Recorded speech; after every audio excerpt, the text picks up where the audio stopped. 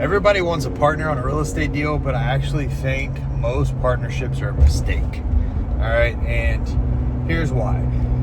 People generally, when they get into real estate, a lot of investors, they're scared of the unknowns. They're like, well, who can I partner with, right? And they think partnership means splitting equity, splitting the deal, right? And they're generous with what they give away, yada, yada. So I want to break down what I think a partnership should look like, or, just from my perspective, right? I'm always going to tell you this is my perspective, my experience. You do you, right? But just from what I've encountered and what I've dealt with and what I believe on the subject. I've had good partners, I've had bad partners, right? All right, so here goes. When you're looking for a partner, you're generally looking for a real estate deal. You found a real estate deal and you're like, man, I need to partner up. All right, and here's the whys, right? You're like, I need the money, I need the experience, I don't know this, I don't know that.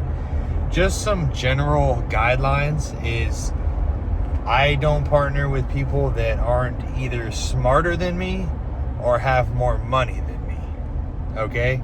And if you want to break that down, is like, if I don't have the knowledge of the type of property that I'm buying, I'm probably going to partner with somebody, right? If I don't have the money or the financing or the connections or whatever to get the money or to get the deal done, I'm probably going to partner, right? Smarter or more money, all right?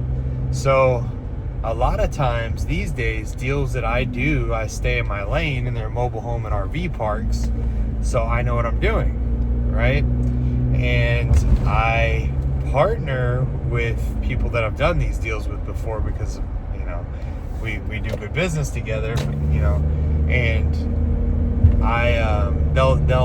we'll split it, right? They'll fund it and I'll be the GP, the operator on their deals.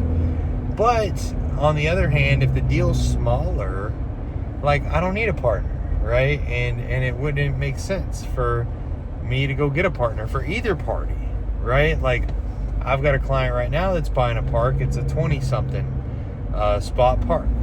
And, he's raising money and he's like, well, people want part of the deal. I'm like, absolutely not. Like, that's a small deal. Like, nobody's going to make money. Say y'all did split it. What are you going to split? Like, $1,000 cash flow a month, $2,000 cash flow a month. The upside's good, but like, it's not worth it. Like, if I'm going to partner, it's a big deal. It's like, several $1 million or whatever, right? It's not going to be a small deal. The juice has to be worth the squeeze. All right, I've partnered before with people and, it just didn't work out because there were small deals, and I had to learn the hard way. And things weren't written out. They weren't in black and white. And anytime you're going to do a partnership, there's something called an operating agreement, and that should be like done up front. Like, hey, who gets what, who does what, when, why, how, like, what's your job, and can you be fired if you don't do your job, and how's the allocations? You can hire an attorney to help you with this, and it's probably well worth the money. Like I said, I've done partnerships where we didn't do that, and it was like, well, you said this and you said that, and it was just like a cluster. And nobody, like, don't get me wrong, I think most people just do the best with the information they have, right? Everybody's perspective is different, and if it's not black and white on paper, agreed upon, like where everybody's warm and fuzzy and it's crystal clear, there's usually going to be issues, right? So, like, just, get the attorney to draft the stuff out when you do want to get a partner. And why do you want the partner? Partners aren't bad. I get partners all the freaking time. But if you're just raising money for a deal, you don't have to give away equity, right? There's plenty of people out there that'll take interest on their money, 8 to 10% interest with a promissory note, right? And a personal guarantee.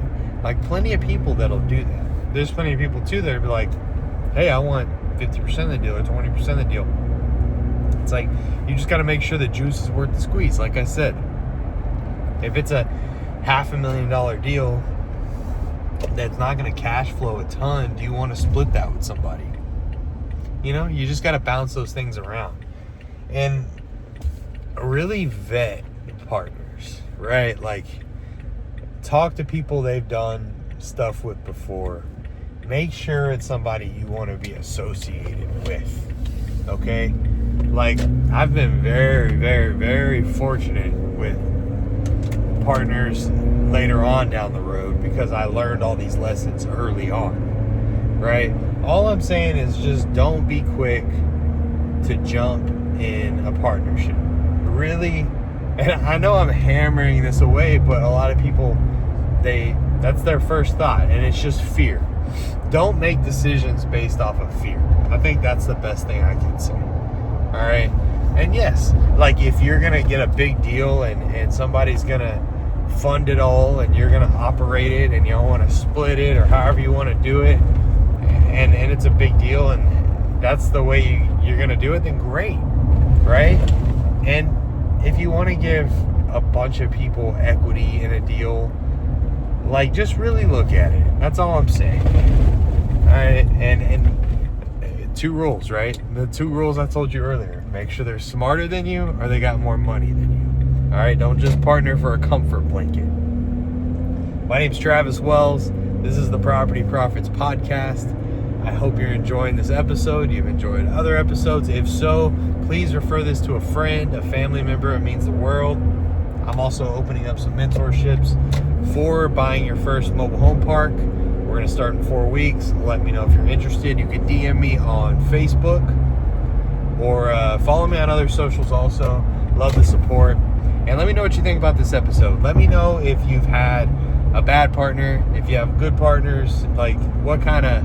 I'm really curious to hear, or if you have any other insight on this, right? I get asked all the time, will you partner with me if I bring you a deal? And I'm like, let me get this straight. All right, you're going to bring me a deal. I'm going to underwrite it. All right, and I'm going to handle everything. And then I'm going to operate it. And you want a piece of that for bringing me the deal that wasn't a deal that had to do everything on? I don't think so, right? I might give you a fee for bringing it if I buy it. That is about it. So I hope this is as clear as day. Thank you for listening. Until next time.